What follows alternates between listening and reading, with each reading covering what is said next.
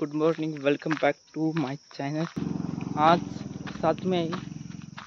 आज पश्चिम महाराष्ट्रामध्ये इलेक्शन आहे. आज आमच्या गावात सुद्धा आता इलेक्शन आहे. आमच्या झेडपी स्कूलमध्ये तिकडे जायचं आहे.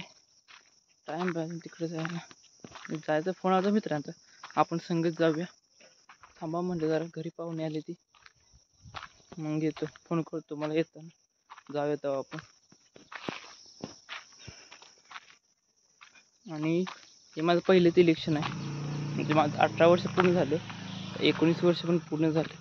आता इलेक्शन आहे. आणि माझ्या दीदीचं सुद्धा पहिलेच इलेक्शन आहे. 5 वर्षांनी इलेक्शन असतं. ती माझ्यापेक्षा 3 वर्षांनी मोठी. ते पहिलेच इलेक्शन आहे. इलेक्शन करून यायचं. A few inches later. हे आमचं झेडपी स्कूल. इथेच पोलिंग स्टेशन होतं. आणि हे हातावरचा मार्क म्हणजे मी वोटिंग केले त्याचा हा प्रूफ. वोटिंग करून आलोय मी. फर्स्ट वोट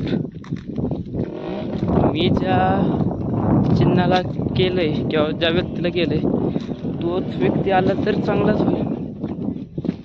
तर काय माहित कुठला येतोय तो. जेव्हा रिझल्ट लागेल तेव्हा समजेल. 11:30 वाजले आणि भूक सुद्धा लागली. तर घरी जायचं, जेवण करायचं, निवांत बसायचं आता. A few moments later. 6.5 hours later.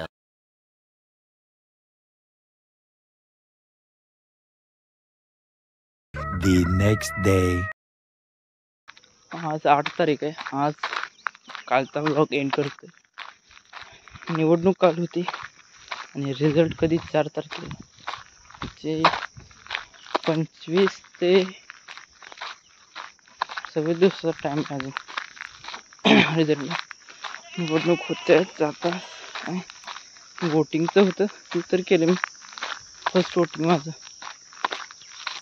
18 वर्ष पूर्ण झालं, जरा 1 वर्ष झालं.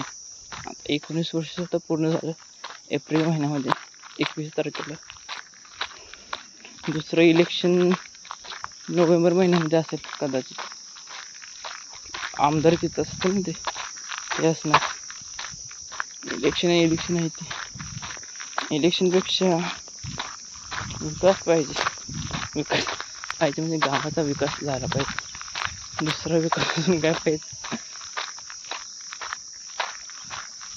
ओके,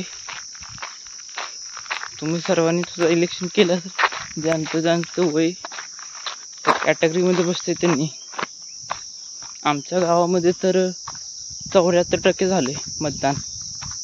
आणि बाकीच्या गावात आम्ही ऐकलं लयच कमी झाले. काही 50, 60, 40, 45.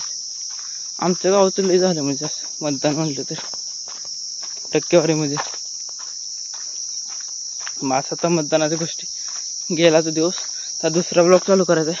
मग भेटूया लवकरच मिनी ब्लॉगमध्ये नाही, मग पुढच्या ब्लॉगमध्ये. बाय.